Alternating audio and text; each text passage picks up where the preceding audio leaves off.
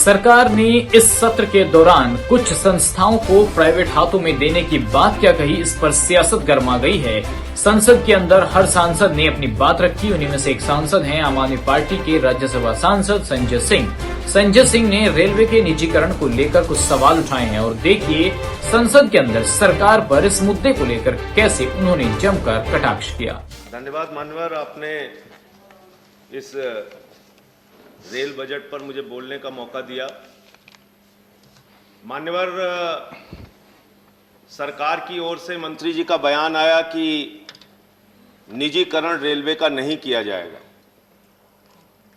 और उनकी ये बात सुनकर ऐसा लगता है कि ये सरकार देश के निजी कंपनियों और पूंजीपतियों के लिए गाने की एक लाइन गाती है कि बताना भी नहीं आता, छिपाना भी नहीं आता, हमें तुमसे मोहब्बत है, जताना भी नहीं आता। निजीकरण करना भी है और मना भी करना है। आपने कहा निजीकरण नहीं करेंगे। 109 प्राइम रूट्स पर आप 150 ट्रेनें चलाने जा रहे हैं। देश के 50 रेलवे स्टेशंस को आप निजी हाथों को देने जा रहे हैं। हबीबगंज रेलवे स्टेशन आपने निजी हाथ को दिया। वहां की हालत जाकर पता कीजिए मान्यवर, वहां पर 50 रुपए मोटरसाइकिल रखने का लगता है। वहां पार्किंग के लिए 150 रुपए कार का देना पड़ता है। आपने प्लेटफॉर्म टिकट 30 रुपए का कर दिया।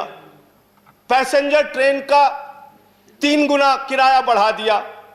जब आपसे पूछा जाता है तो आप बहुत हास्यास्पद तर्क देते हैं। कहते कोरोना के समय में पैसेंजर ट्रेन में भीड़ ना हो इसलिए किराया हमने बढ़ा दिया। पेट्रोल का दाम क्यों बढ़ाया? बोले कार ना चलाने पाए, मोटरसाइकिल ना चलाने पाए। डीजल का दाम क्यों बढ़ा दिया? माल की ढुलाई ना होने पाए। अरे गैस का दाम क्यों बढ़ा दिया? लोग खाना ना खाने पाए। यह आपका तर्क है।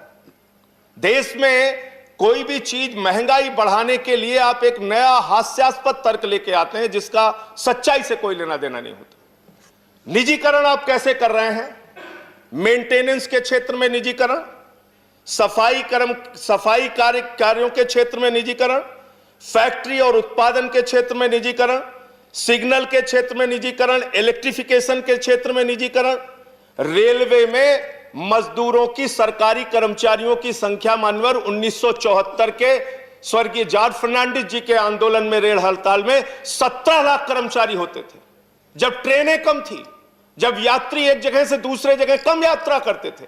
आज 2.5 करोड़ लोग प्रतिदिन एक स्थान से दूसरे स्थान रेलवे के माध्यम से जाते हैं और आज आपने कर्मचारियों की संख्या पहुंचा दी 12,26,000।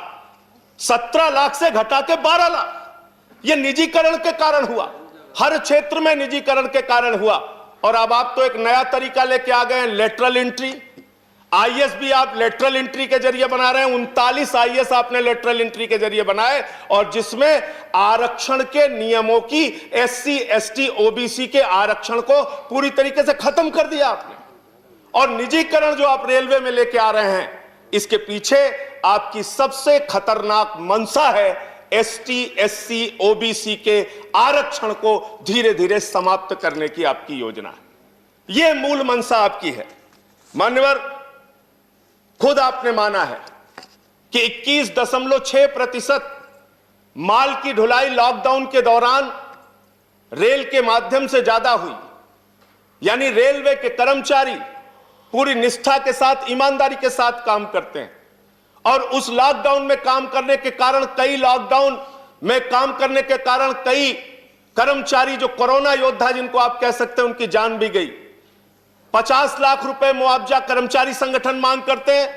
20 लाख रुपए मुआवजा आपने दिया, फिर उसको बढ़ा के 35 लाख किया। आज तक उनको मुआवजा नहीं मिल पा रहा है। रेल के जो कर्मचारी इस कोरोना काल में जिनका जीवन गया, और कोरोना काल में मान्यवर 2.5 करोड़ की आपकी क्षमता एक जगह से दूसरे जगह यात्रियों को पहुंचाने की प्रतिदिन की है। लेकिन हमने देखा कि किस तरीके से रो रो के ट्रेनें चलाई गई, किस तरीके से लोगों को तरसाया गया ट्रेनें चलाने के नाम पर। और 40 ट्रेनें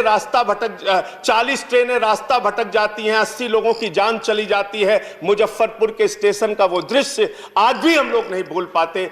एक मां के ऊपर से उसका छोटा बच्चा आंचल हटा रहा था, उसकी मां की कंक्लूड करिए संजय जी। बस खत्म कर रहा हूं मान्यवर। अंत में सिर्फ इतना ही बात कहना चाहता हूं कि आप कृपा करके रेलवे कर्मचारियों को निजी हाथों में मत दीजिए। यह एक बहुत बड़ा सेक्टर है जहां से रोजगार भी मिलता है और जहां गरीब आदमी को एक भरोसा होता है कि हम सस्ते में दामों में यात्रा कर पाएंगे, सस्ते किराए में यात्रा कर पाएंगे। जिस दिन आप इसको निजी हाथों में देंगे, कर्मचारियों का तो आप आरक्षण के तहत उनकी नौकरियां खत्म करेंगे, एक बात है, और दूसरी बात यह है कि हिंदुस्तान के लोगों को तकलीफें और उनकी यात्राएं, उनकी दुश्वारियां बढ़ेंगी। अंत में कुलियों की बात यहां पर आई। इस देश के कुलियों के लिए एक योजना बहुत पहले लाई गई थी कि उनके परिवार के लोगों को नौकरियां दी जाएंगी। उस पर पुनर्विचार कीजिए, उस पर फिर से एक बार सरकार निर्णय ले। जो दिन भर मेहनत करते हैं स्टेशन पे, अब माल ढुलाई करते हैं, उनके बच्चों को नौकरियों में आरक्षण देने की योजना बनाई। बहुत बहुत धन्यवाद। धन्यवाद।